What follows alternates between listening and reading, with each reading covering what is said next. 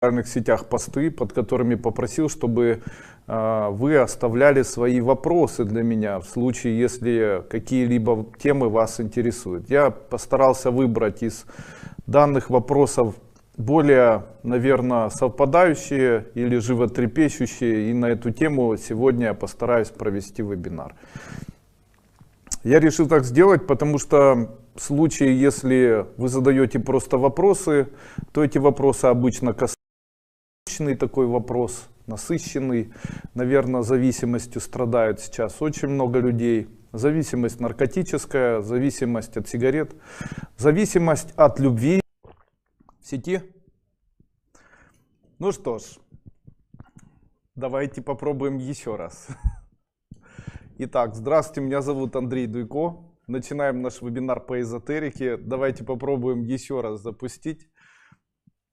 Итак, одна из самых основных проблем, которые есть в социуме, в котором мы проживаем, это, скорее всего, проблема зависимости. При этом это не просто проблема зависимости, когда у человека плохие привычки, это могут быть зависимости от отношения другого человека, это могут быть какие-то недостатки, от которых мы зависим, это могут быть и плохие привычки. Мне бы, как эзотерику, хотелось бы дать рекомендации, а также советы, которые помогли бы вам самостоятельно, простым методом, используя данный метод, который я дам, могли бы убрать у себя вот такие зависимости. Давайте я вам сейчас это все зачитаю. Зависимость — это конкретное зло. Это зло материальное, просто человек этого не знает. Для того, чтобы убрать из себя это зло, необходимо в самом начале найти себя. Дело в том, что очень часто люди думают, что алкоголизм и желание пить или там, применение наркотиков и желание их употреблять является их, собственно, компонентом жизни, к которому они привыкли и с которым они живут. Я же, как эзотерик, считаю, что компоненты алкоголизма, желаний являются фактически мороком, который не является частью человека. Данный морок, он проявляет себя в человеке, живет в человеке. И для того, чтобы человеку начать все-таки каким-то образом работать с этим мороком, необходимо знать несколько моментов. Это очень эффективно. Я очень рекомендую использовать эти рекомендации. Вы увидите, как все это очень эффективно работает. Итак, для самого начала необходимо найти себя. Первое. Вспомнить себя, когда не было такой зависимости. Что вы ощущали в себе, какие были у вас чувства, где вы настоящие. Вспомните, как вы ходили в школу, чем вы жили, нравилось ли вам это состояние. В этом случае слово «нравилась ли вам жизнь прошлая» очень важно. Так как в тот момент, когда человек говорит «мне нравится то, как сейчас я живу, будучи наркоманом или алкоголиком», фактически говорит о том, что морок полностью захватывает этого человека, как психически больного человека, болезнь или как онкологическая болезнь человека, и не дает этому человеку понимания того, кто же он на самом деле. Итак, в случае, если у вас появилось уже сейчас желание избавиться от алкогольной, наркотической зависимости, от морока, который вас беспокоит, необходимо вспомнить и ощутить тот момент, когда вы были совершенно свободным от этого человеком, и сказать себе, нравилось ли вам это состояние или нравилось ли вам это положение. Второе. Отделить эту зависимость, выделяя ее мысленно из себя и своего тела. Делать это необходимо каждый раз, когда появляется желание. Каким образом это необходимо выделять? Выделение этого своего рода существо, которое может вами восприниматься как воспоминание каких-либо негативных поступков, которые вы недавно или давно совершили, будучи в этом состоянии.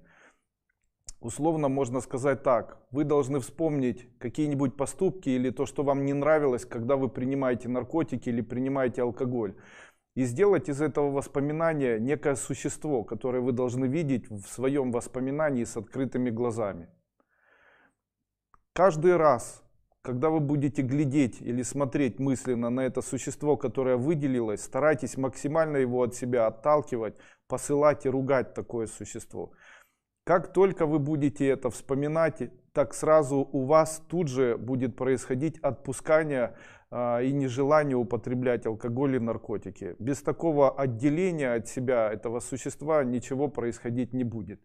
Никакие, конечно, существует ряд эзотерических практик, но данный метод один из самых лучших. Допустим, не можете забыть мужчину, вспомните, как вы жили без него и насколько вы были счастливы. Вспомните, какое горе он принес в тот момент, когда сказал, что больше с вами не будет общаться, жить и так далее. И после этого выделите из вот этого страдания его воспоминания этого человека, которого необходимо из этих воспоминаний сделать в виде существа. Каждый раз, когда вы будете вспоминать этого человека, вспоминайте его через вот такой шаблон, который вы выстроите в своем сознании. Максимально ругайте это существо и максимально от себя отталкивайте. Это очень эффективно. Также можно справляться практически с любой привычкой. Можно ли это делать для близких людей? К сожалению, сейчас речь идет о нас, об эзотериках. Почему я это говорю? Дело в том, что когда мне люди пишут: Андрей Андреевич, только на вас надежда, помогите спасти сына, он очень пьющий, у нас нет денег и так далее. Мне всегда хочется задать вопрос: почему я должен это делать? Когда вы проходили бесплатно или платно ступени, разве я обещал, что я должен работать с каждым из ваших детей индивидуально? Я же этого не говорил. Ну, наверное, я не являюсь спасителем. Наверное, я не беру на себя ответственность спасать весь мир. В случае, если я это буду делать, то, скорее всего, наверное, моя карьера очень быстро закончится. И, наверное, на этом придет конец нашей школе. Но вот помочь советом тем людям, которые, пройдя школу, имеют вот такие проблемы, все же возможно. И от меня вот такой вот бесплатный совет. Второе. В четверг, я обычно уже рассказывал об обряде, это народный известный всем обряд. В четверг 4-го можно дать вечером перед самым засыпанием клятву, в которой можно сказать: все, с сегодняшнего дня я больше не употребляю алкоголь, или с сегодняшнего вечера я бросаю принимать сигареты, или я бросаю принимать наркотики и так далее. Это очень помогает, так как четверг является чистым четвергом. Из этого как бы выходит другой вопрос. Какие дни недели за что отвечают? Можно ли человеку каким-либо образом помочь с днями недели, объяснить ему, что необходимо делать, какую энергию имеют эти дни? Давайте я сегодня несколько слов об этом скажу. Почему четверг помогает? Потому что четверг чистый. Так как четверг имеет максимальную способность, или в это время максимально забирается из человека весь негатив. Такие дни, которые забирают из человека весь негатив, это четверг и вторник и суббота. То есть в четверг, вторник и суббота, если все эти дни использовать для того, чтобы избавиться от чего-либо, то есть когда вы ложитесь спать и будете во вторник, в четверг или в субботу вечером произносить: я с завтрашнего дня не пью, или с завтрашнего дня я бросаю курить, или с завтрашнего дня там что-то, пусть у меня это исчезнет, то тогда такие дни, как вторник, суббота и четверг, помогут человеку избавиться от негатива, который ему не нужен. А вот такие дни, как понедельник, среда и пятница, это дни, когда необходимо привлекать материальное благополучие. Вот смотрите, работать с долгами лучше в понедельник, вернее во вторник, в четверг и в субботу. А читать мантры для денег или ставить программы или начинать какой-либо бизнес лучше всего в понедельник, среду и в пятницу.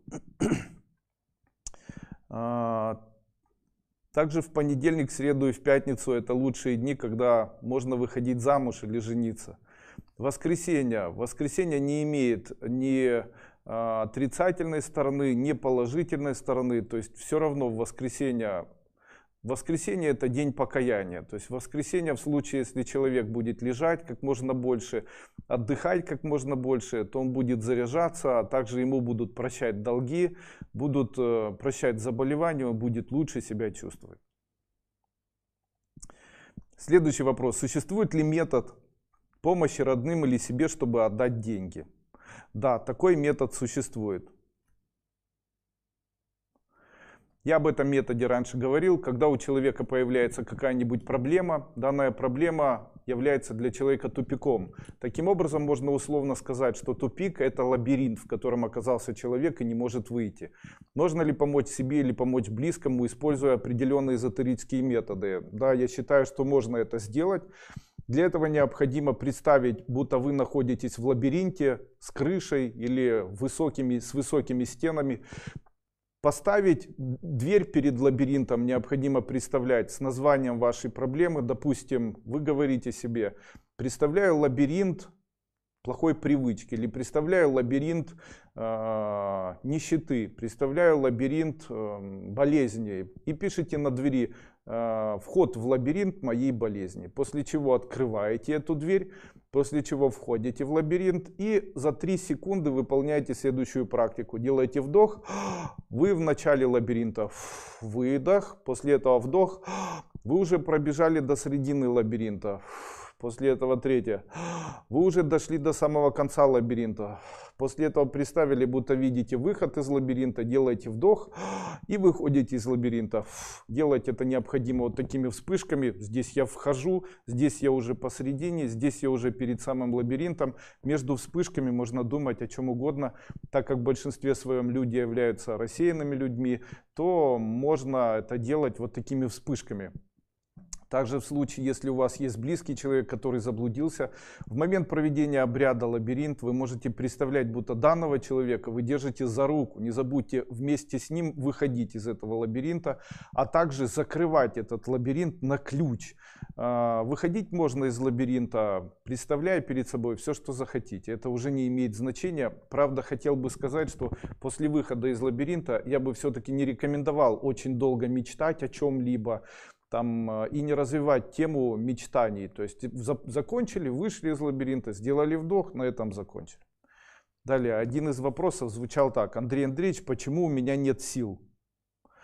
Я всегда об этом рассказываю. Обычно силы человеку необходимы. Человеку необходимы силы только в том случае, если у него есть желание кому-либо отдать свою жизнь, кому-либо отдать свою любовь. Силы появляются, если есть страсть, а страсть появляется, если хочется кому-нибудь отдать любовь, быть полезным, востребованным. Поэтому очень часто я советую во время проведения своих вебинаров: обязательно пусть у вас существует идея жить ради детей, жить ради развития способностей, жить, чтобы стать знаменитым, жить, чтобы изменить социум, жить, чтобы стать богатым, жить, чтобы выздороветь и так далее. Вот такая идея обычно, она вдохновляет человека. Такую идею необходимо развивать. Жизнь без идеи — это жизнь, когда появляется отсутствие сил. Одна из женщин задала такой вопрос: Андрей Андреевич, скажите, какие самые лучшие дни для бракосочетания в этом году? Да, в этом году небольшое количество дней для бракосочетания. Это связано с тем, что год все-таки високосный, но они все же есть. Это уникальные дни. Если человек в эти дни женится или выйдет замуж, то никогда не разведется. Раз, их семья будет всегда очень крепкой, 2, и богатой, 3. Я постарался сегодня рассчитать все эти дни. На это мне потребовалось аж целых 2,5 часа. Хочу сегодня эти дни вам сказать. Итак, ноябрь, 15 число, январь, 13 числа и 24, декабрь, 14 числа, апрель, 22 числа, июль, 20 и 8 числа, июнь, 11, 24 и 30 числа, май, 18 числа, февраль, 4 числа. Следующий вопрос. Андрей Андреевич, подскажите, остановят ли распространение коронавируса? Скажите, что происходит в тот момент, когда в семье все начинают ругаться? Все начинают ругаться, обижаться и расходятся в разные комнаты. И после этого перестают друг с другом дружить. Начинают при встрече избегать возможность прикасаться друг к другу. И жизнь в семье становится невыносимой. Также один занимает позицию одного, другой другого. Одним словом, все в контрах. И в этот момент что может спасти семью? Как вы думаете? Давайте я немножечко опережу вас и скажу. Скорее всего, неприятность поможет этой семье между собой объединиться. Таким образом, как только в семье появляется неприятность или чья-то болезнь, или болезнь близкого человека, то все вокруг такой неприятности начинают собираться и начинают решать данную проблему, семейную проблему. То есть у кого-нибудь там возникают проблемы с деньгами, или возникают проблемы там с автомобилями, аварии, пожары и так далее. Для чего это делается? Это обычно происходит для того, чтобы объединить семью, которая без конца выясняет отношения и ссорится. К чему я это говорю? Я уже очень давно заметил, что в государстве, в котором вы проживаете вместе со мной, во время очень значимых всплесков, когда обычно большое количество людей начинает обсуждать идеи замены власти, или идеи неправильных поступков власти, или в момент того, когда появляется какой-либо закон, который люди как бы должны пропустить, или появляется какая-нибудь серьезная идея, такая, которая может вызвать резонанс среди людей, и которая не хотелось бы властью, чтобы людьми было замечено. Или когда происходит высвобождение информации, которая может быть компрометирующей высшие эшелоны власти. В этот момент эта информация, она может очень быстро распространяться и создавать критерий стресса в государстве, когда люди могут между собой объединяться, ссориться, одним словом создавать против власти, для власти стрессовую ситуацию. Власти ведь меньше, а народа больше. Именно поэтому в это время и происходят всплески неприятностей в этой стране. Я это в каждой из этих стран. Я это уже давно заметил. Мне это, конечно, неприятно говорить. Все это подозрительно, все это бесчестно, это бесчеловечно. Это манипуляции государства, чтобы переключить внимание масс. Таким образом, ответил ли я на ваш вопрос, остановит ли распространение коронавируса? Мой ответ такой: вы не туда смотрите.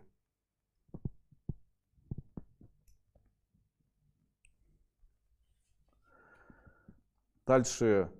Есть ли метод обрести себя? Есть ли метод обрести себя? Такой вопрос задали мне. Конечно, такой метод есть. Человек обретает себя, когда он напрямую начинает смотреть в Бога. Когда человек может напрямую смотреть в Бога? Человек напрямую смотреть в Бога может, только поняв, кто есть Бог. Что такое Бог и чем он отличается от человека? Человек отличается от Бога тем, что у него есть сознание. И, вернее, человек отличается от Бога тем, что у человека есть тело физическое, а у Бога физического тела нет. То есть нет ни ушей, ни рта, ни рук, ничего остального. Так как физическое тело, которое есть у человека, имеет тело, время влияет на этого человека, и после чего он стареет. После того, когда он умирает, его сознание объединяется с Богом, вновь становится единым. И для того, чтобы человеку вновь найти себя или ответить на какие-либо вопросы, или вообще постигнуть состояние смысла своей жизни, такому человеку необходима медитация. Медитация на пустоту. Где ее можно найти? Такую медитацию или такую пустоту можно найти, если сесть и, сидя или лежа даже, закрыть глаза и сконцентрированно начать смотреть в пустоту. В тот момент, когда у вас появятся мысли какие-либо, это не имеет значения. Вы можете о них думать, можете с ними не сражаться, они могут вас вести куда угодно, это не имеет никакого значения. Но вот зрение, которое смотрит в пустоту, вы должны на этом зрении концентрироваться. В тот момент, когда в пустоте у вас будут появляться картинки, или когда ваши мысли будут создавать иллюзорные картины в вашем сознании, старайтесь контролировать то, что вы видите, темную пустоту, и в случае, если там что-то проявляется, как в телевизоре, старайтесь это рукой убирать максимально сконцентрированно, создавая ощущение, будто вы насыщенно видите только темноту в своих темных веках. Таким образом, человек находит себя и объединяется с тем, что называется Богом. Бог есть темнота и пустота. Чем больше его, или чем больше этого, или чем больше человек смотрит в это, тем лучше для человека. Так он находит ответы на многие вопросы, приходит к себе и в какой-то момент становится абсолютно адвайтичным, спокойным, очень ровным и, я могу сказать, очень мудрым. Один из вопросов звучал так: что делать, чтобы любимый сделал предложение? Или что делать, чтобы помириться с любимым человеком? Или что делать, чтобы чтобы близкий начал хорошо относиться? Что делать? Я всегда рассказываю данную практику, хочу вам с этой практикой еще раз вас ознакомить. В тот момент, когда вас бросили, и в тот момент, когда кто-то на кого-то обижается, мысленно представьте, будто вы видите этого человека. Представление необходимо делать с открытыми глазами, как будто он подходит к вам, вас начинает крепко обнимать и целовать.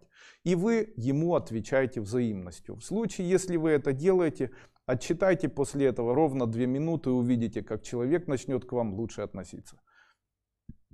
Также я могу сказать, что это работает дистанционно. Допустим, если человек дистанционно целый день обижается, и вы целый день, допустим, на протяжении дня 30 раз вспомнили об этом и 30 раз провели такой обряд, то данный человек, придя домой, будет просить прощения, извиняться, будет иметь теплые по отношению к вам отношения и так далее.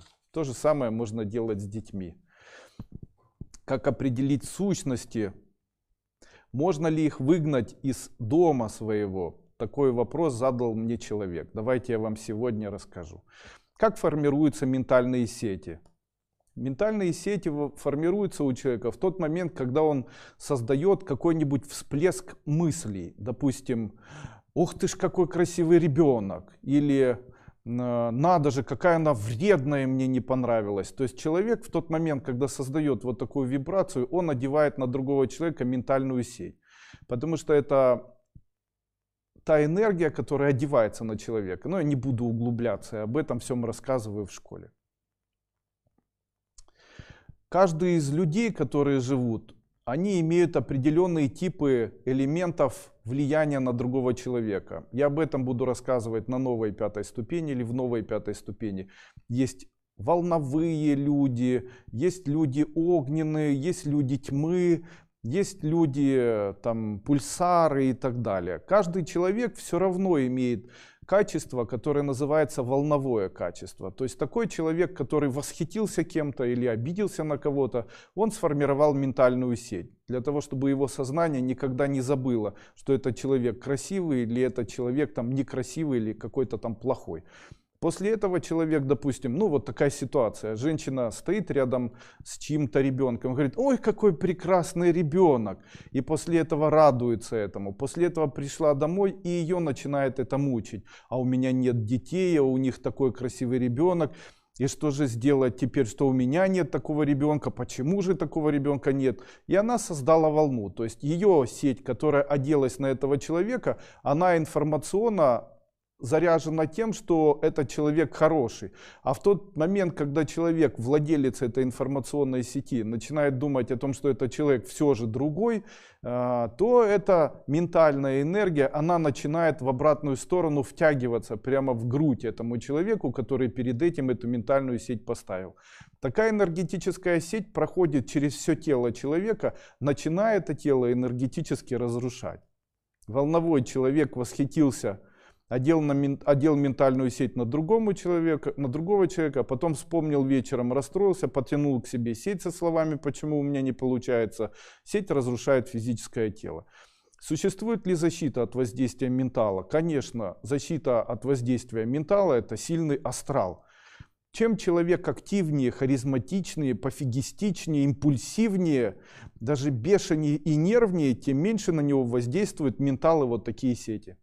Именно поэтому я стараюсь вести такой образ жизни, при котором моей защитой являются слова: да мне все равно, да кто он такой. Вот где-то вот так я нарабатываю свой астрал.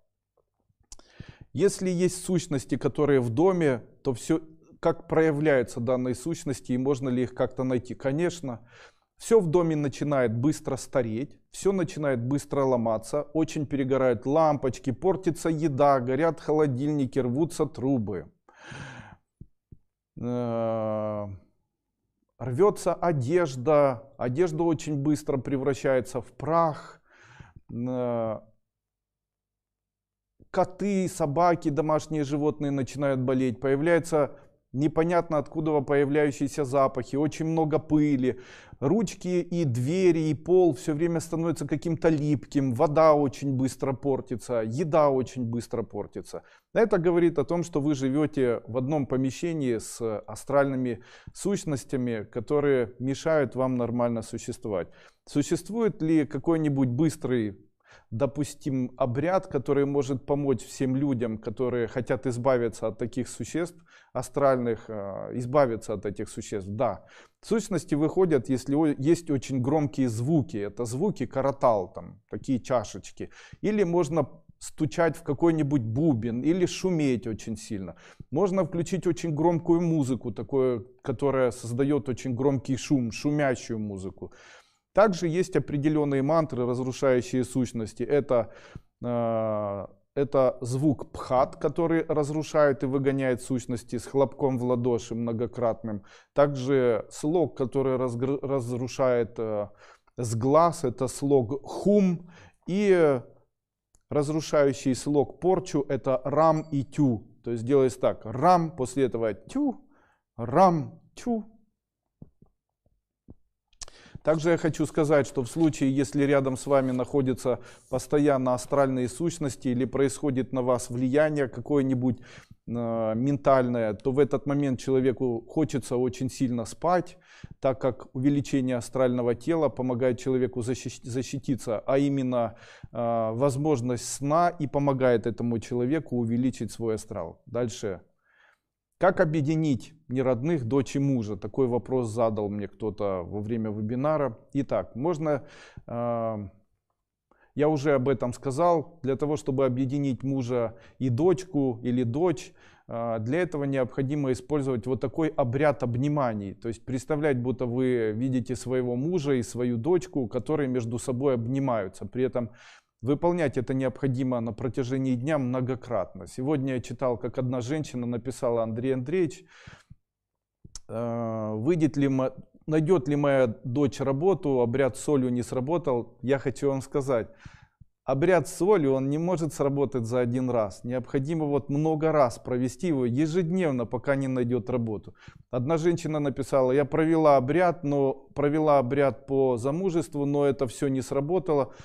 Это говорит о том, что их там очень много в этом семинаре про замужество. Это необходимо делать ежедневно, иначе вообще никогда замуж не выйдете. Таким образом, если все уже давно потеряно и шансов никаких, то необходимо переходить к обрядам, которые наверняка помогут. Там есть очень мощный метод, я его даю во второй обновленной ступени. Это метод объединения нелюбимых людей или метод объединения некровных родственников в один, как же это называется, родовой канал. Это объединение их кровью, то есть чтобы они были связаны с кровью. После этого все друг друга обожают. Для этого вам необходимо пройти вторую обновленную ступень и так далее. И уже не задавать эти вопросы. Что делать, если снятся умершие родственники? Итак, мои рекомендации по вопросу, что делать, если снятся умершие родственники. Первое. Необходимо вынести из квартиры вещь, которой покойник был очень привязан и которая ему безумно нравилась. Также второе. Нужно накормить покойника. Каким образом? Сделать костер, сказать: я призываю тебя, и бросать в костер пищу, которую больше всего любил покойник, проговаривая: это все для тебя, можешь брать и съедать. В конце концов сказать: покойся с миром, развернуться через левую сторону, и когда вы будете идти домой, если вы это будете делать где-то, то ни в коем случае не смотрите никому в глаза, не смотрите через левое плечо назад, не оборачивайтесь назад, если кто-то зовет, не смотрите в окна и зеркала. Также, придя домой, обязательно до того момента, пока вы не зайдете домой, ни с кем не разговаривайте. Просто смотрите вниз, идите вперед, быстро заходите домой и после этого ведите абсолютно нормальный образ жизни. Ни в коем случае нельзя смотреть в зеркало, так как это приведет к ухудшению состояния дел. Муж все время под присмотром мамы. Что необходимо сделать, если муж все время под присмотром мамы? Я рекомендую использовать такой метод. Делайте маме подарки. Эти подарки называются прасад. Когда вы будете, заставьте мужа, чтобы он вместе с вами приходил к маме. И в тот момент, когда вы будете приходить в гости, делайте ей подарок какой-нибудь, произнося мысленно про себя слова. Я тебе этот подарок, а ты взамен мне отдай своего сына. И в тот момент, когда она дает вам, говорите спасибо. То есть она говорит там, спасибо тебе за это, вы мысленно произносите все и говорите, хорошо. Можно сказать, принимаю, или можно сказать, ну да будет так и так далее. Это называется откуп. Таким образом вы откупаете этого ребенка, который является энергетическим должником своей мамы, у этой мамы. Я могу сказать, что не будет великолепной жизни у ребенка, которого постоянно опекает мама. Рано или поздно у этого ребенка начнут появляться проблемы. Почему? Дело в том, что какая бы ни была хорошая мама, и как бы она ни стремилась к общему благополучию такого ребенка, она просто не понимает, что она забирает возможности этого человека быть счастливым, заставляя его проживать не свою жизнь, а ту жизнь, которая хочется, чтобы прожила мама. Таким образом, ребенок такой вырастает, и когда он состарится и станет старым, то его найдут тяжелейшие болезни. У него не будет хорошего бизнеса у такого человека. Такой человек никогда не будет счастлив в семье. У такого человека, даже если у него будет получаться бизнес и будет получаться там зарабатывать много, все будет хорошо, у него не будет в сердце покоя. Он будет все время постоянно несчастным. Обычно как это проявляется и чем заканчивается? Обычно такие мужчины, они женятся, после чего очень сильно поправляются и после этого становятся лежебоками, которые постоянно, поправившись, лежат на кроватях. Обычно это умные, образованные, очень хорошие мужчины, которым весь мир не мил. Почему? Потому что потенции уже нет, потому что тот человек, с которым живут, они бы его в жизни нормальной не выбрали бы для себя, потому что ту деятельность, которой они занимаются, они бы не выбрали, потому что им навязала мама. Они живут не своей жизнью. Мама при этом постоянно страдает за такого ребенка. Тем не менее, я хочу сказать вам, будьте аккуратны, давайте всегда возможность вашим детям принимать самостоятельно поступки, совершать неприятные или нецеприятные поступки. Не советуйте им, не нужно им постоянно рассказывать о том, как необходимо и так далее. Поддерживайте их просто, но не навязывайте им идеи никакие. Интересный такой вопрос. Как облегчить жизнь в кармическом коридоре? Я считаю, что кармический коридор, я правда не очень понимаю, что это такое, это все-таки связь человека и его рода. Иногда, вот женщина недавно написала, Андрей Андреевич, но вы говорите, что необходимо делать с родом, ведь род это наша сила. Я хочу вам сказать, род это люди, которые умерли. Я не могу очень часто понять, каким образом люди, которые умерли, должны быть для вас вашей силой. Я не могу этого понять. То есть человек говорит, мой род, поддержи меня. То есть умершие из могил должны встать и энергетически вас поддержать. А что хочет мертвый человек? Он хочет, чтобы его никто не беспокоил. А живому человеку что нужно? А живому человеку необходима жизнь. И что будет происходить, если мертвого дергать? Он будет превращаться в гневного духа, который будет мешать такому человеку жить. Я могу вам сказать, есть ряд эзотерических практик, не эзотерических, а психологических, райховских, юнговских, хеллингеровских и так далее, где говорится, там сейчас очень популярно, уже очень давно мусолится эта тема, о помощи рода, о призыве рода и так далее. Я вам могу сказать, что это... Все работает, Жень? Что это все темная магия, потому что любое призывание духов умерших является проявлением черной магии. И я могу сказать вам, что за черную магию наказывают здоровьем. Именно поэтому, когда человек проявляет черную магию, вызывает духов умерших, заставляет этих умерших духов помогать такому человеку, что делать? Духи хотят только свободы и тишины. Естественно, если человек говорит, помоги мне решить эти проблемы и так далее, то дух может только разрушать другого человека, мешать ему жить, создавать неприятности со здоровьем и так далее, чего делать ни в коем случае не стоит. Таким образом, ни в коем случае не призывайте никаких духов, не общайтесь с родственниками упокоившимися, не вспоминайте родственников упокоившихся. Иногда, если родственник снится часто, можете для него приготовить пищу и вот так сжечь ее на костре.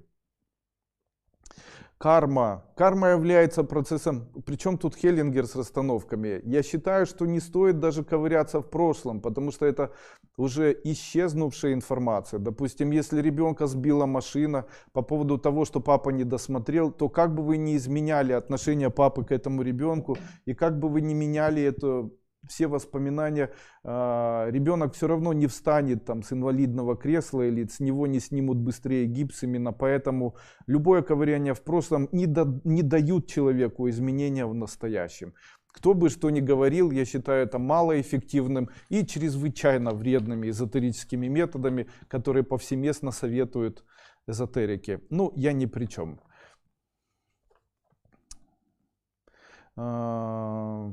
Вернемся все-таки к карме или к кармическому коридору. Карма — это страх, который передается от родителей.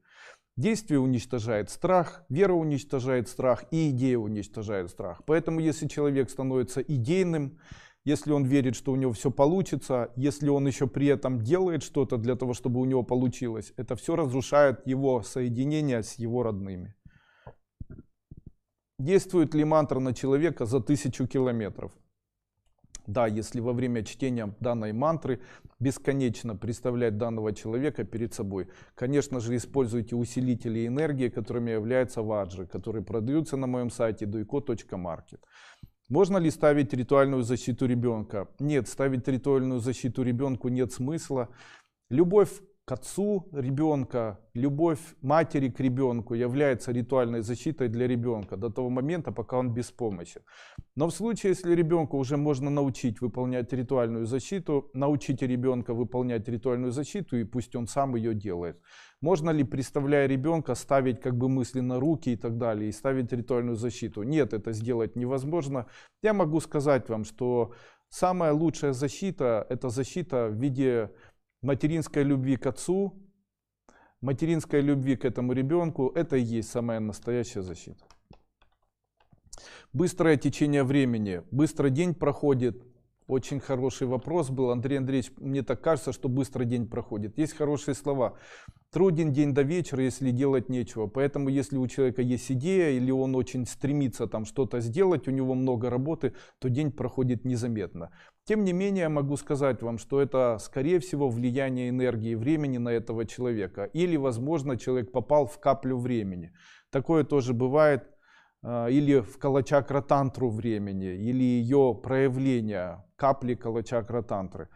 В случае, если капля попала в человека или находится рядом, то человек в этот момент начинает вспоминать прошлое, а также очень быстро стареет. Как выйти из этого положения? Необходимо не находиться дома, а необходимо идти куда-нибудь, где есть большое количество столбов.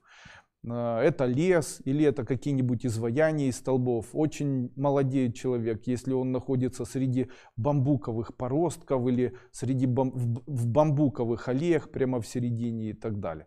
Также очень хорошо, чтобы защита от старения — это некие вот такие вертикальные столбы, которые являются изваянием. Чем выше столб, тем меньше стареет тот человек, который между столбами находится. Именно поэтому древние, зная это, строили амфитеатры из столбов огромных. Ну и знали все-таки, что столбы являются элементами, которые препятствуют старению.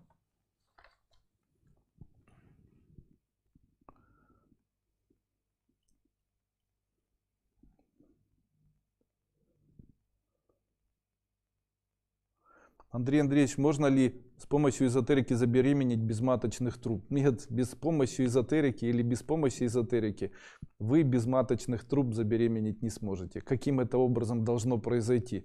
То есть это телепортация должна произойти яйцеклетки в матку. Как это вообще возможно? Не понимаю, что вы говорите. Вообще хоть когда-то физиологию человека изучали? Ну, о чем вы говорите? Так же не бывает. И мужа нет, и маточных труб нет, и я хочу забеременеть. Нет, так не бывает. Наталья Юрова, добрый день. Ученица 4 ступеней, член РТЕ. Скажите, как правильно читать, вот хороший вопрос, как правильно читать коды и заклинания выиграть суд, если суд не у меня, а у сына? Представляете сына, читайте для него коды утром и вечером. Может, все же лучше прийти к мировому соглашению по ДТП. В вашем случае хорошо было бы прийти к мировому соглашению. Подскажите, какой вид...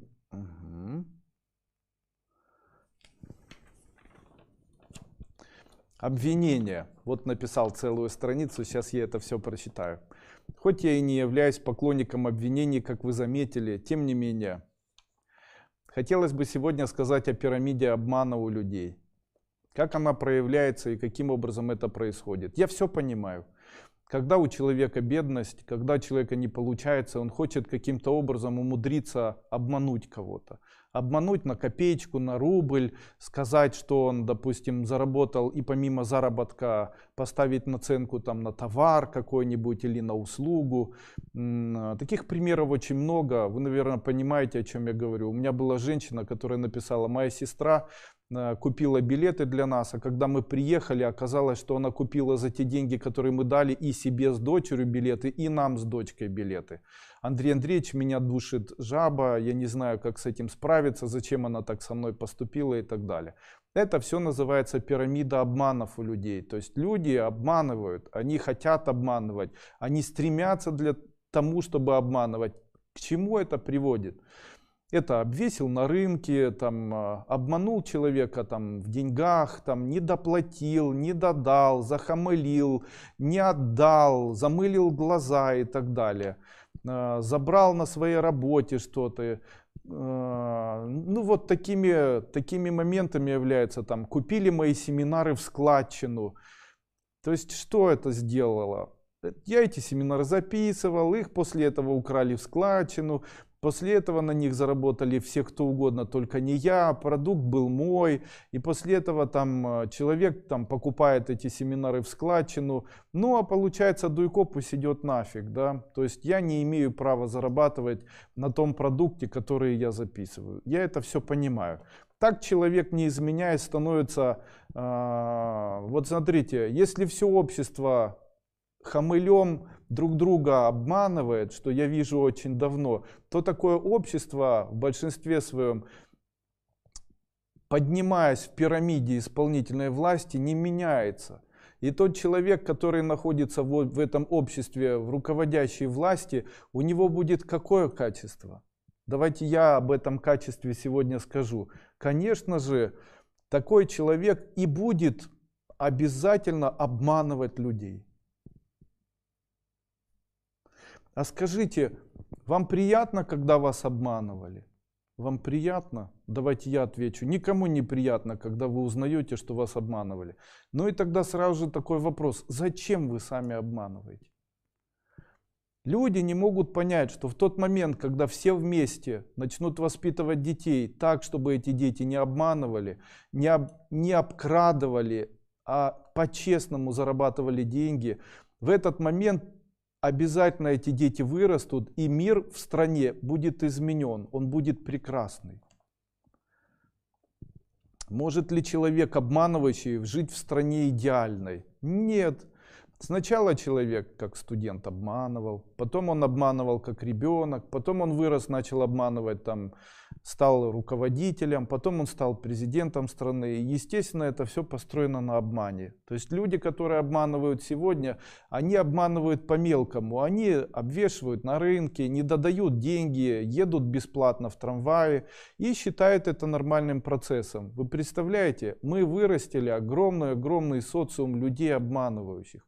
Обманывают жен, предают идеи. Знаете, это там, у меня есть ученики, которые обманули меня. Это все очень некрасиво. Мне сейчас делали ремонт в доме. Те люди, которые делали ремонт в доме, обманывали, понимаете. И я вот на это все смотрю и думаю, ну зачем же так делать? Ведь вот очень часто говорят, если не обманывать, ничего не заработаешь. Вот перед вами сидит человек, который заработал, никого не обманывая. Никогда никому. Договаривался с человеком, человек говорит, мне надо там, за сколько мы с тобой договоримся, чтобы ты сделал свою работу? За 25 рублей, да. Закончилось все, я ему даю 25 рублей. Почему? Потому что договор дороже денег. Даже если плохо сделал, я ему эти деньги отдам. У меня была такая ситуация, когда-то сделали в магазине очень большом подвесной потолок. Я приехал в этот магазин, а подвесной потолок упал. И после этого тот человек, который сделал этот подвесной потолок, зашел ко мне в кабинет, и я говорю: ты видел, подвесной потолок упал, но ты его сделал. Вот тебе деньги за твою работу, можешь их забирать. Он сначала начал возмущаться. Да я не виноват, в этом виноват не я, в этом виноват и кто-то, там ветер, воздух и так далее. Переделывать ничего не буду, это работа. Значит, там неправильный материал, неправильные люди, неправильный мед, неправильные пчелы и так далее. Я говорю: я же тебе ничего не говорю. Раз все неправильно, ну что же делать? Вот тебе полный расчет, ты можешь уходить. После этого он говорит: ну я доремонтирую, я все сделаю, все будет нормально. Я говорю: у меня на ремонт денег уже нет. Он говорит: я все сделаю бесплатно. И после этого они сделали через 2 дня бесплатно. Но я знаю, что произошло бы все по-другому. Если бы я ему сказал: я не хочу с тобой рассчитаться, то и заплатил бы ему половину, так бы он и отпадал, этот потолок, в очередной раз, и в очередной раз, и в очередной раз, и в очередной раз. У меня такой совет. Может быть, для того, чтобы изменить мироустройство, может быть, для того, чтобы изменить социум, необходимо внедрять в воспитании своих собственных детей идеологию правдивости, идеологию того, что необходимо зарабатывать деньги не на обмане, идеологию того, что можно быть честным, и что честность — это не зло и не порок. Честность — это не быть лохом. Честность — это не делать лохов из людей. Честность — это все идеальность, понимаете? У вас нет денег на эзотерику, как я обычно говорю. Человек говорит: я скачала в складчину и так далее. Вот смотрите, если посмотреть на сегодняшний день мои вебинары, вы найдете огромное количество эзотерических практик. Есть магия денег, она выложена в Ютубе, на моем канале совершенно бесплатно. Есть там очень много обрядов, от меня советов, очень много этого всего. То есть, возможно, весь материал, который вы получите в платных вебинарах или в платных инфопродуктах, которые я создан, он в небольшом количестве рассыпан просто в разных видео, которых очень много. Но человек говорит: о, это надо искать, а я бы хотела так, чтобы все было, но у меня нет денег. Как бы мне так сделать? И после этого начинается: а я куплю в складчину. А я хочу вам сказать: нет, если нет денег, тебе придется работать, или вам придется работать. Поэтому нужно перешерстить ту информацию, которая есть на моем канале. А там около 1200 видео. Посмотреть вебинары, выбрать для себя в начале бесплатную эзотерику, посмотреть первую бесплатную ступень и так далее. И после этого уже куда-то двигаться. Почему? Потому что бесплатное даст возможности, а потом будут деньги и на платную. То есть если вам не дается на платное, то тогда начните с бесплатного. А так человек говорит: я в складчину хотела побыстрее. Ну зачем? Почему я об этом говорю? Друзья мои, не начинайте с воровства, пожалуйста. Дело в том, что эта жизнь никогда не изменится, если ее начинать с воровства. Ну нельзя начать заниматься эзотерикой, начиная с воровства. Понимаете? Это как же вы должны себя чувствовать, если вы воруете у своего учителя? Все, что сейчас происходит в странах, связано с тем, что происходит внизу среди людей. До того момента, пока ложь и воровство будут основными критериями в развитии человека или человеческого социума, будет то, что происходит сейчас. Потому что и люди низа, и люди верха — это одно и то же существо. Царь имеет отражение людей, так как он сам выходец из данной системы и является ее представителем.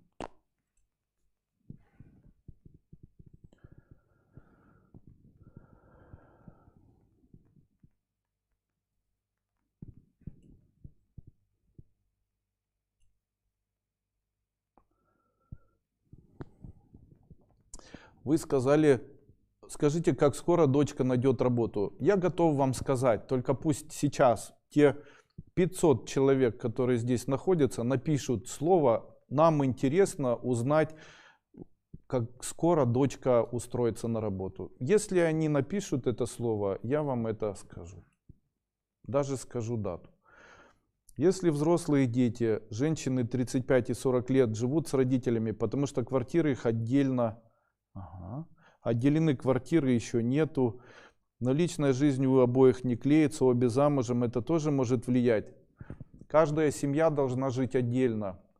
Когда-то я это сказал одному мужчине, он сказал: мы живем с родителями, я стараюсь, я ему говорю, рано или поздно вы будете несчастными и с родителями, и между собой, и обязательно разойдетесь и так далее. Он мне говорит: нет, я не верю, мы все друг к другу хорошо относимся. Несколько месяцев назад я с ним общался, как дела? Он говорит: я уже третью жену поменял.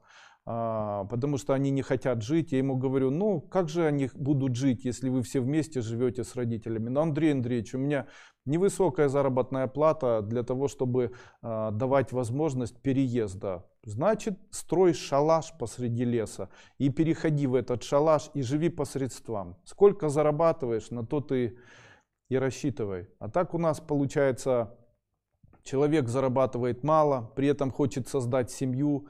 И поэтому семья получается не по средствам. Как Гена Резницкий в свое время написал в Facebook такие слова. Он написал: я очень хочу найти женщину, молодую, худую, чтобы была она там такой-то, для того, чтобы переехала ко мне в Германию и так далее.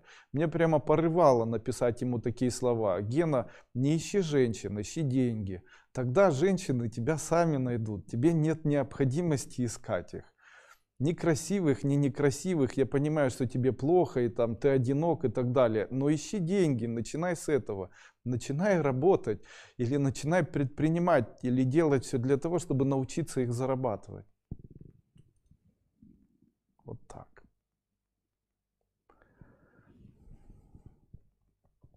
Сегодня с 24 по 25 красное новолуние. Какие лучше делать практики для счастья и процветания семьи?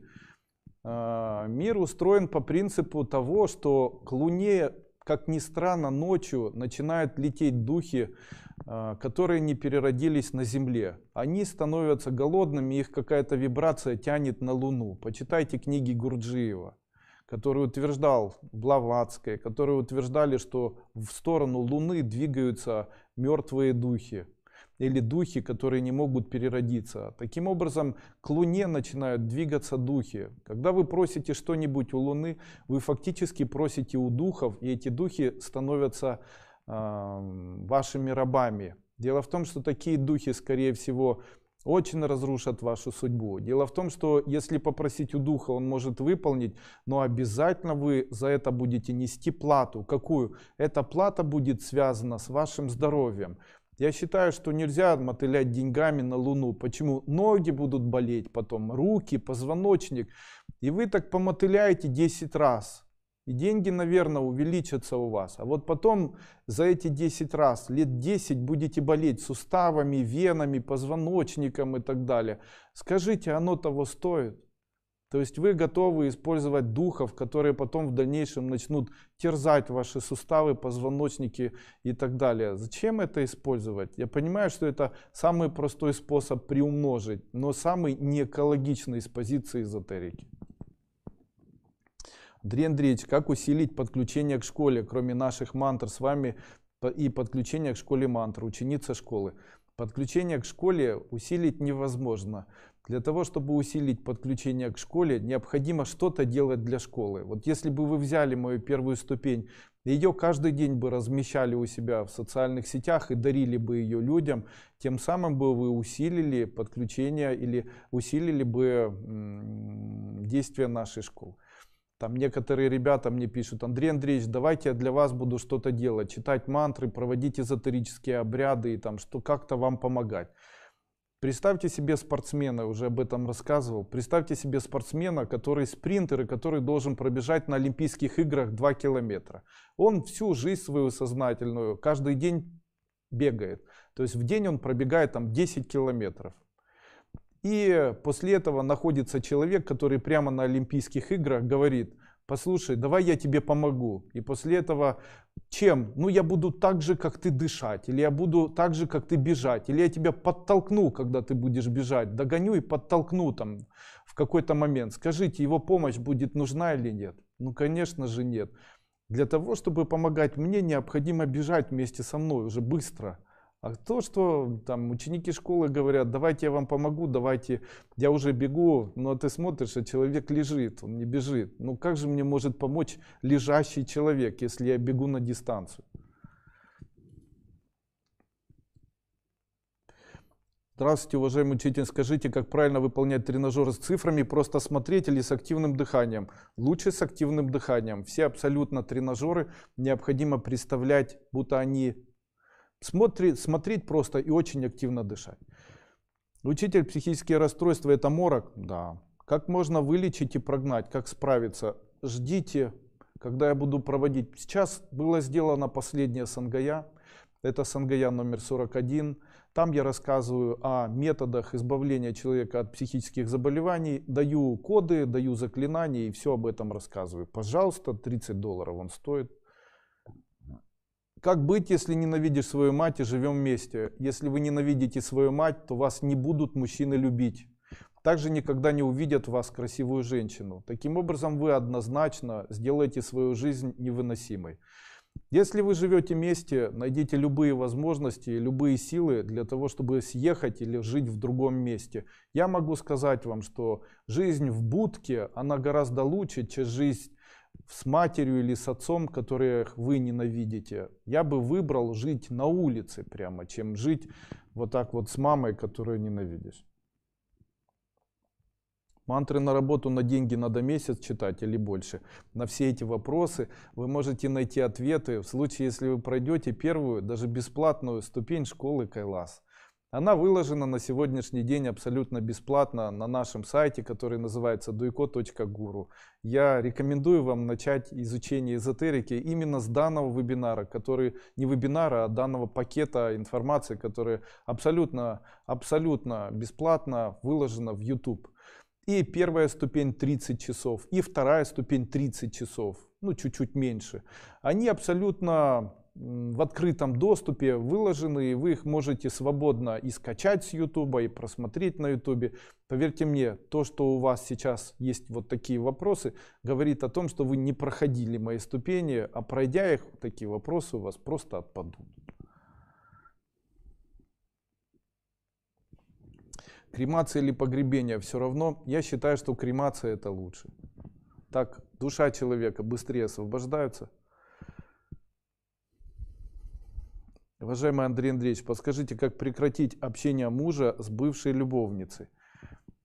Для того, чтобы прекратить общение мужа с бывшей любовницей, необходимо посмотреть мой семинар 4 ступени, где я даю метод плюсования, где я объясняю, что в глазах твоих я, в губах твоих я, в сердце твоем я и так далее. То есть провести вот такой обряд. Также можно представлять, будто в момент того, когда вы представляете мужа, то представляете, будто у него из полового органа выходит змея с головой этой любовницы. Ее ни в коем случае нельзя давить. Даже если вы раздавите, она не пропадет, эта женщина, ничего с ней такого не произойдет, а просто будет у вас, к сожалению, неприятности в жизни. С мужем особенно. Поэтому необходимо змею такую вытягивать и ногой от мужа отталкивать. Сколько раз? От 108 раз в день и больше. Обычно помогает, если делать на протяжении не менее 30 дней. Добаева Лена. Андрей Андреевич, вы настоящий учитель, настоящий муж, настоящий любящий муж свою семью. Восхищаюсь вами, спасибо большое за вас, с искренним уважением к вам. Спасибо большое. Мир вам, помогите разобраться. Сколько бы ни зарабатывало денег, хватает только на еду. И самое необходимое, как только находится подработка, тут же появляются денежные проблемы, как будто стоит какой-то ограничитель. Почему так? Это связано с тем, что вы энергетически находитесь на определенном социальном уровне. И вам необходимо ваш социальный уровень изменить. Для того, чтобы его изменить, вам необходимы знания о том, как изменить социальный уровень. Вам поможет моя первая и вторая обновленные ступени школы Кайлас. Обычно человек говорит такие вещи. Вот часто мне люди говорят: Андрей Андреевич, у меня нет денег для того, чтобы приобрести вашу ступень, там ни первую, ни вторую, они очень дорогие и так далее. Я обычно говорю такие слова. Скажите, сколько вы готовы заплатить за то, чтобы ваша жизнь изменилась круто? И человек мне обычно говорит, я бы любые деньги заплатил. Ну, тебе не нужно любые деньги. Заплати $200 за первую обновленную, $200 за вторую.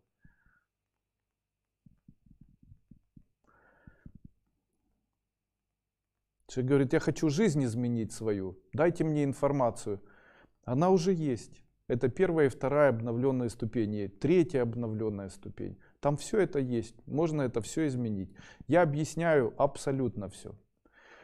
Почему не происходит влияние там, кодов, шумов на человека? Почему не получается ничего? Дело в том, что есть такое понятие, как аморфный человек.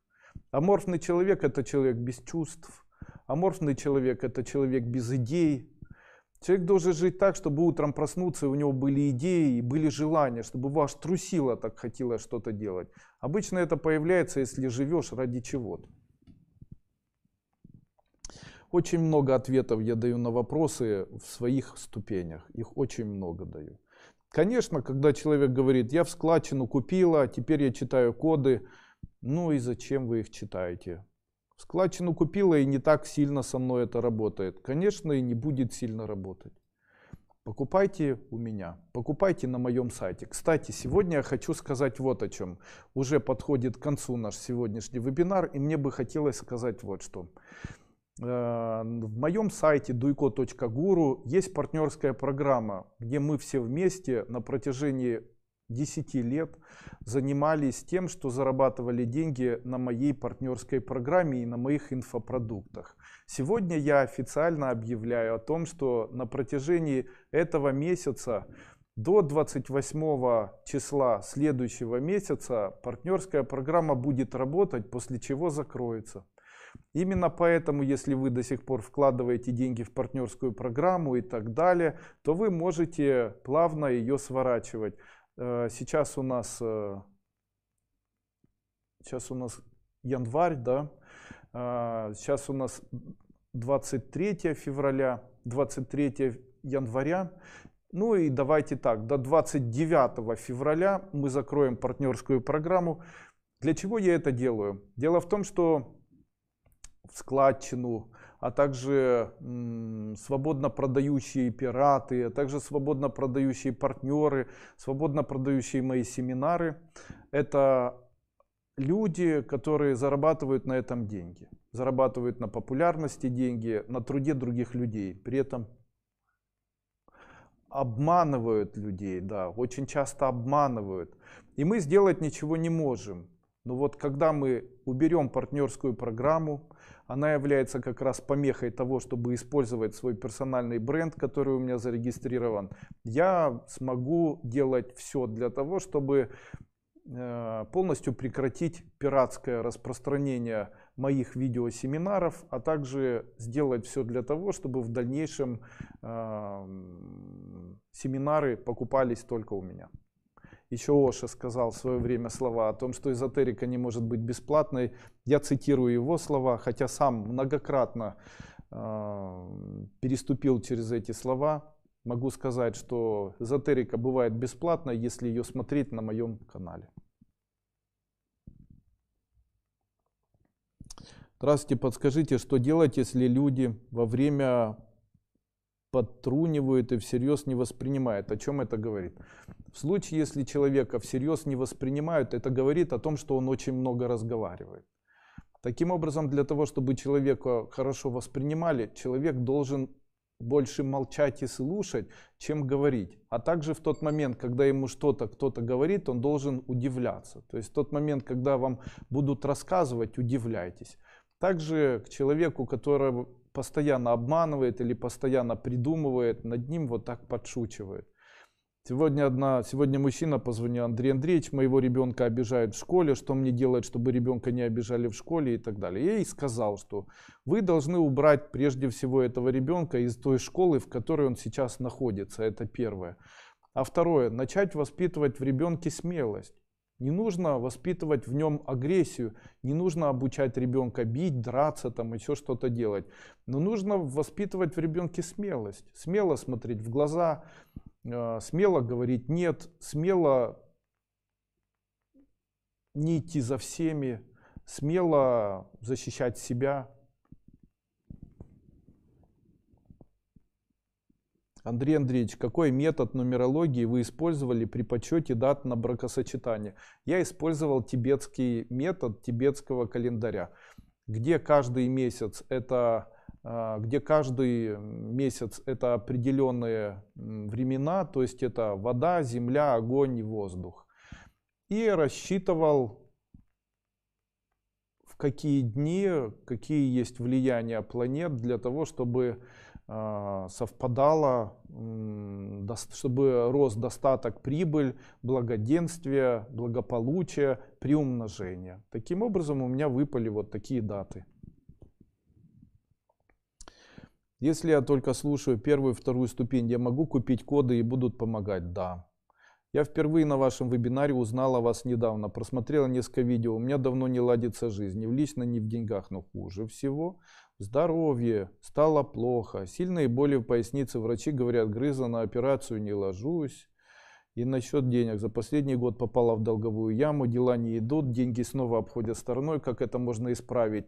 Вы пришли, вы идете правильным путем, покупайте себе первую ступень, проходите ее и делайте все, что я там рассказываю. Вы прямо сейчас находитесь на таком семинаре, где человек вам дает совет. Вот я еще раз хочу сказать, человек говорит, у меня очень плохо.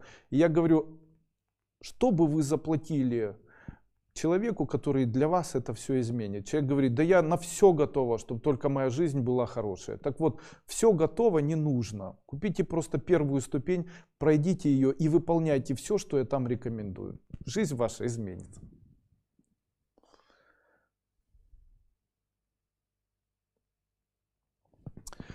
У дочери появилась эпилепсия, муж говорит, что это из-за того, что я увлекаюсь эзотерикой. Как разубедить его? Не нужно разубеждать его. Дело в том, что вы не должны заниматься эзотерикой так, чтобы видел муж.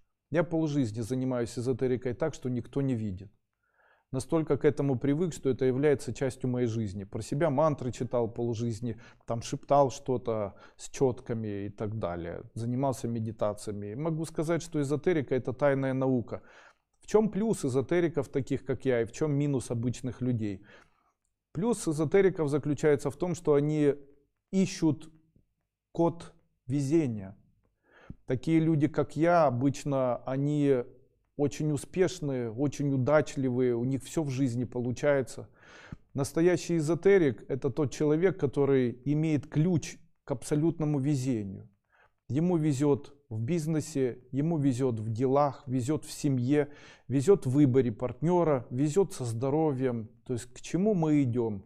На самом деле работа эзотерика или работа над тем, чтобы становиться или узнавать тайны о мироздании и о работе вот этих тонких энергий, заключается в том, чтобы человек знал и применял методы, которые делают его более везучим, чем всех остальных людей.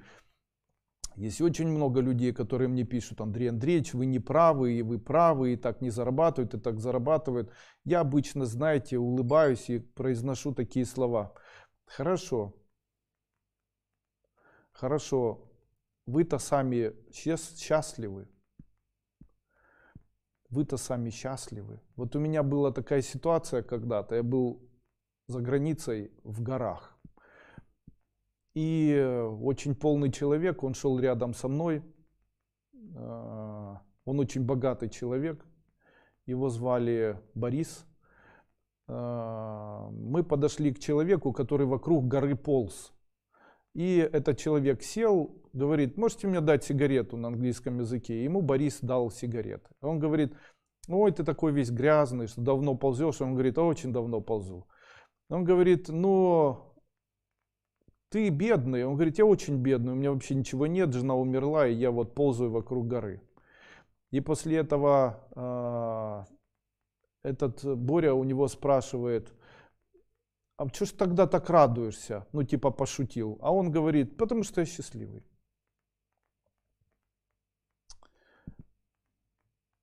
А Борис, с которым я летел, у него все время были проблемы. Это настолько врезалось мне в голову, вы представляете?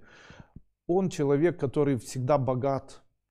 Он человек, который мог щелчком пальца купить себе собственную яхту или самолет, у которого было всегда много любовниц и там очень красивая жена, который запросто жил в любой стране, имел сумасшедшие сферы влияния в своей жизни. Я смотрел на него и не видел в нем счастья. Он был несчастлив. Почему? Счастье — это другое. Счастье не заключается в деньгах. Счастье не заключается... Счастье вообще в другом. Счастье — это теплые отношения в семье, которые люди умудряются разрушить. Счастье — это внутренние чувства в груди, которые могут независимо от человека быть в нем или не быть. Так часто мы омрачаем наше внутреннее счастье, это нашу внутреннюю нежность по отношению к себе, которая распространяется на наших детей и близких, наша преданность, благородство, наша вот такая индивидуальная какая-то тонкость, которая наполняет нас.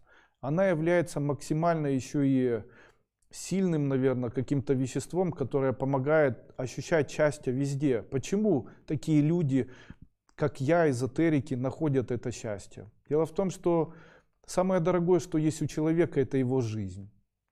И тот, кто начинает эту жизнь ценить для себя как единственное и самое важное достоинство, как ограненный кристалл, как самое большое богатство, этому человеку ничего в жизни не угрожает, потому что каждый момент в его жизни дорог. Так люди обычно говорят: для меня деньги дороже, чем жизнь, для меня отношения дороже, чем жизнь, для меня то, что сказали, дороже, чем жизнь. Забывают о том, что жизнь является самым важным фактором в жизни человека, это своего рода самая большая драгоценность. Бог же тот человек, который дает этому человеку в жизни возможность прожить жизнь красивую или нет. Таким образом, если драгоценность некрасивая, не ограненная со всех сторон, то ее ставят в какой попало каст, какое попало из любого материала кольцо. Но в тот момент, когда человек начинает ценить свою жизнь, его драгоценная жизнь становится ограненной со всех сторон. В ней появляется верность, в ней появляется вера, в ней появляется любовь близких, в ней происходит отсутствие лжи. В такой жизни появляются грани, и жизнь такого человека становится со всех сторон ограненная. Бог помогает такому человеку тем, что создает для него уникальные условия жизни и ставит его бриллиант в красивое золотое украшение. И человек такой проживает жизнь счастливо. Я теперь уже, спустя годы, точно понимаю, что это один из самых важных эзотерических секретов. Ценить свою жизнь, понимать, что жизнь — это то, что дороже денег, дороже отношений, дороже телефонов, дороже автомобилей, дороже всего. И жизнь близких. Я считаю, что очень важно и жизнь родственников, и жизнь матери с отцом. Это страшно, когда человек говорит: я ненавижу свою мать. Это страшно, когда люди говорят: я ради денег все что угодно сделаю. Это страшно, когда люди говорят, что я буду изменять женщине, с которой я живу, хотя точно на 100% понимает, что эта женщина сидит в 4 углах, старается максимально поднимать детей. Это что такое с людьми происходит, что люди становятся такими желчными, такими жестокими, обижают этих бедных женщин, с которыми они живут, постоянно кого-то ищут. После этого бросают этих женщин. Ведь они на самом деле женщины не вырастают, они как были девочками, так и остаются до самой старости. Единственное, что женщина ожидает от мужчины, это возможность того, чтобы он ей восхищался, потому что она как цветок рождена для того, чтобы все видели этот цветок, нюхали и им восхищались. Единственные слова, которые она от него ждет, это какая ты прекрасная, какая ты красивая и так далее. Конечно, мне сердце не болит из-за животных, которых бросают. У меня сердце болит из-за того, что мужчины предают тех женщин, которые были всегда им как собаки верны. Понимаете? Это некрасиво, подло и очень жестоко. И после этого считают, что это нормальный процесс вещей, что это нормальная жизнь для человека, что почему после этого говорят, почему в моей жизни не получается быть счастливым человеком, где бы я ни работал, нигде не получается, потому что в душе только предательство.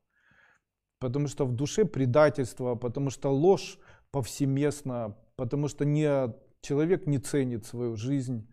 Потому что дети не продолжение тебя, и в них можно видеть себя как отражение себя, а дети это помеха, ну и так далее. Конечно, в том мире, в котором мы живем, знаете, где даже эзотерику, где даже у своего собственного учителя люди воруют, знаете, конечно же, я понимаю уровень нашего восприятия мира, уровень той жизни, в которой мы проживаем, естественно, уровень тех людей, которые живут сейчас. Ну и я не могу сказать, что это плохо или хорошо. Мир развивается, идет все своим путем. Все хорошо, все великолепно.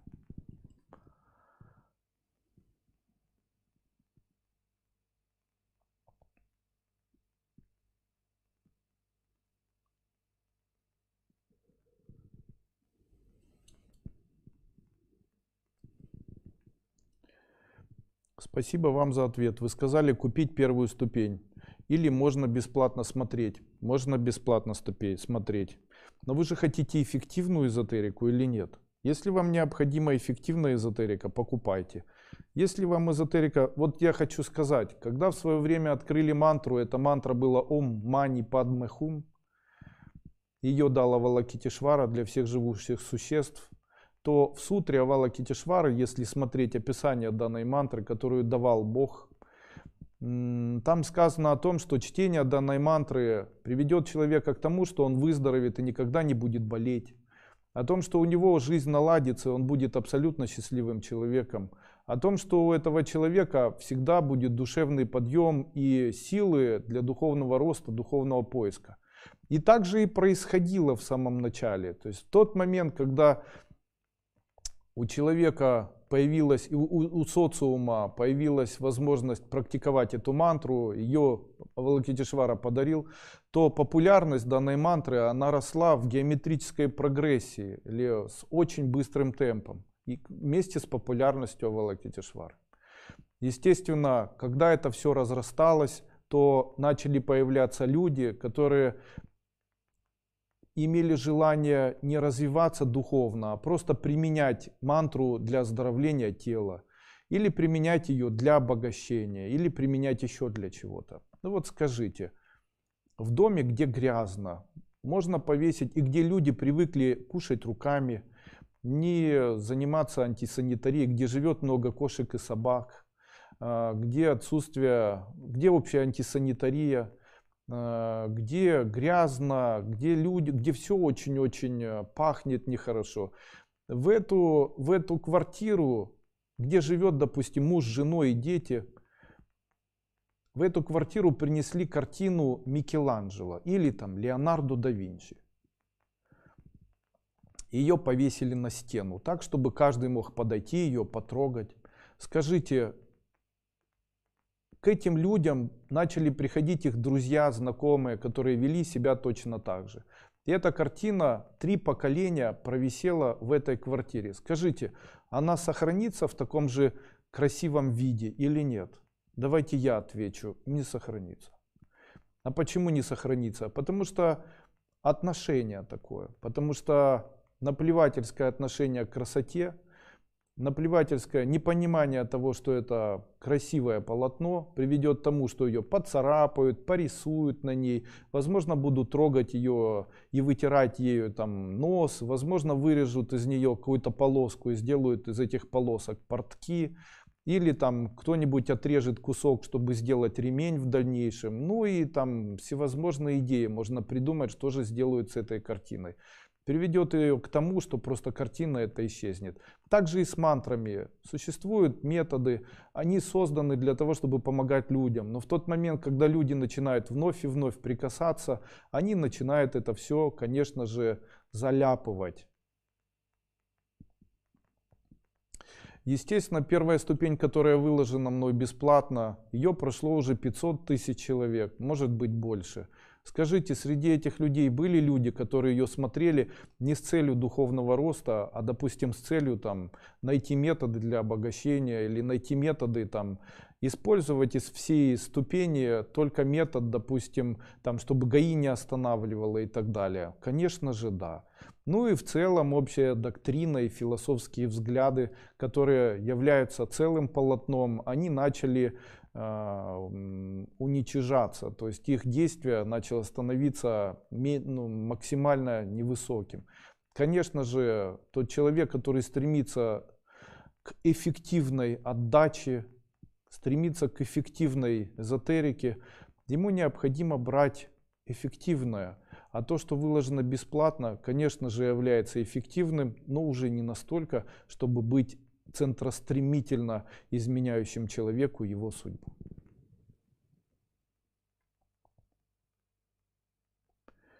Здравствуйте, ребенок часто болеет простудными заболеваниями. Могу ли я как-то повлиять эзотерически? Конечно, можете. Я это даю на первой ступени школы Кайлас. Стучите по горлышку, представляя, будто там заморозка и разогрев. Настолько приятно на душе, таких слов спасибо. Пожалуйста. Можно ли засыпать в наушниках, слушая мантры? Нет, нельзя. Есть мантры и записи многочасовые. Очень нравится засыпать под мантры. Иногда сплю с ними. Вы делаете неправильно. Когда человек засыпает под мантру денег, то в тот момент, когда он спит, мантра действует наоборот. То есть, когда мантра денег действует на человека, который не спит, оно будет привлекать деньги. А когда он будет спать, то оно будет выкачивать из него деньги. Так мантры для здоровья, они могут дать здоровье. Если человек спит, забрать здоровье. То есть, они действуют наоборот.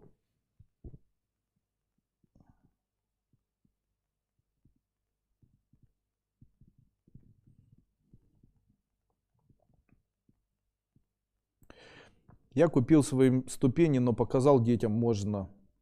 Мой муж, находясь очень далеко, сегодня сделал прекрасный сюрприз. Спасибо вам, мой учитель, за ваши знания, за этот прекрасный мир. Я счастлива, ученица 3-й обновленной ступени, как прекрасен этот мир. Да. Здравствуйте. Скажите, духовное имя, которое мы составляли онлайн, будет работать? Конечно. Жаль, что по моим наблюдениям преобладает большое количество ваших слушателей женщин, очень мало мужчин. Дело в том, что я выбираю женщин. Женщины, в отличие от мужчин, являются самым несчастным существом. Я выбираю женщин специально возрастом от 40 лет и выше до бесконечности. Почему? Они никому не нужны. Это огромные толпы разочарованных людей, очень часто разочарованных людей, которым никто не хочет помогать.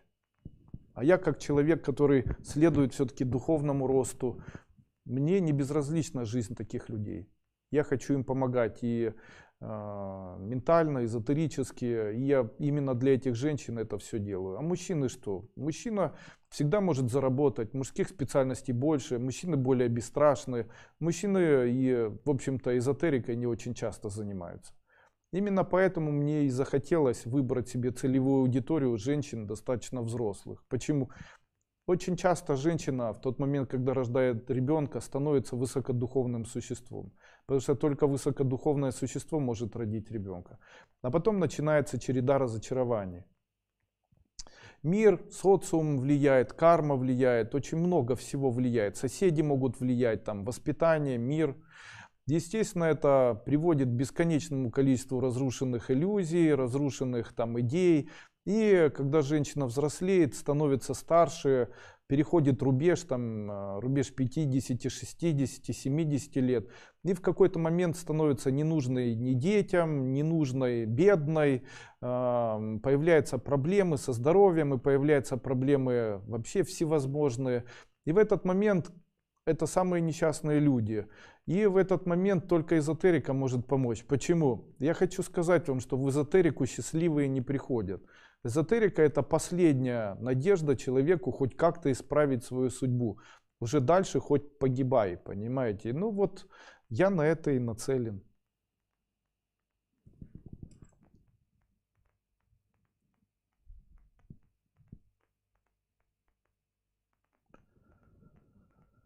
Вы говорите, что эзотерику нельзя обокрасть. Кто это сделает, то дорого заплатит за это. Возможно ли воздействовать на ЖКХ поставщиков газа, электричества. Эти посредники крадут наши деньги и пользуются ими.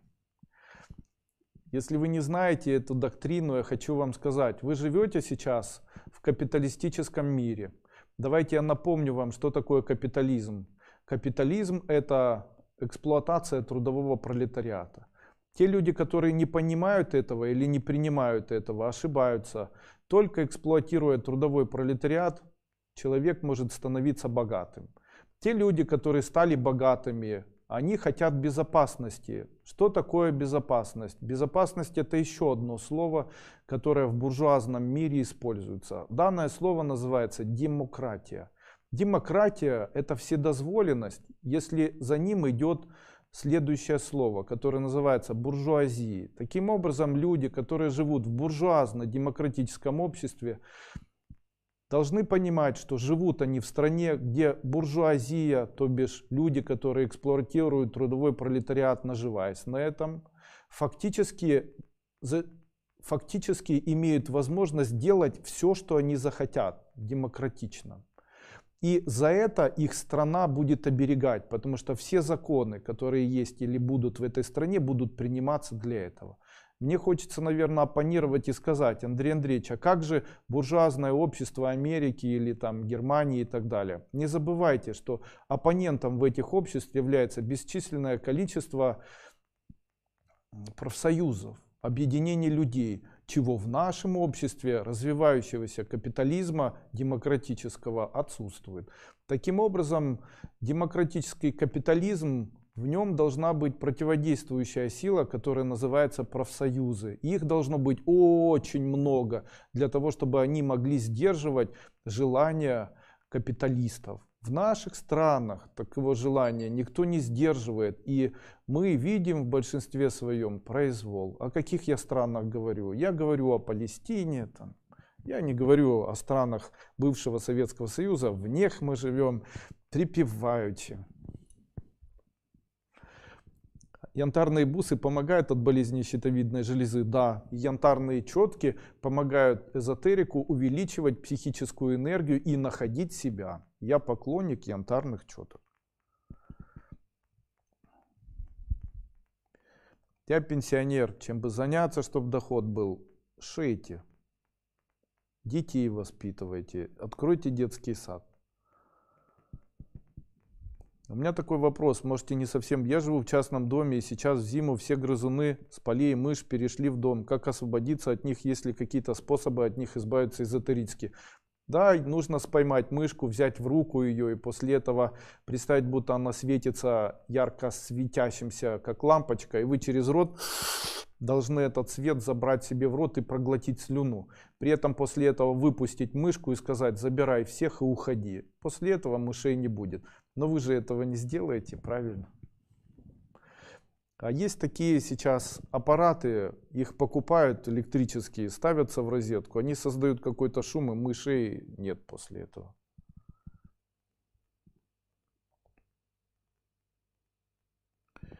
У меня к вам вопрос. Не могу определиться за принятием решения, предложить должность, но я чувствую, меня хотят использовать, мне уйти с работы или оставаться.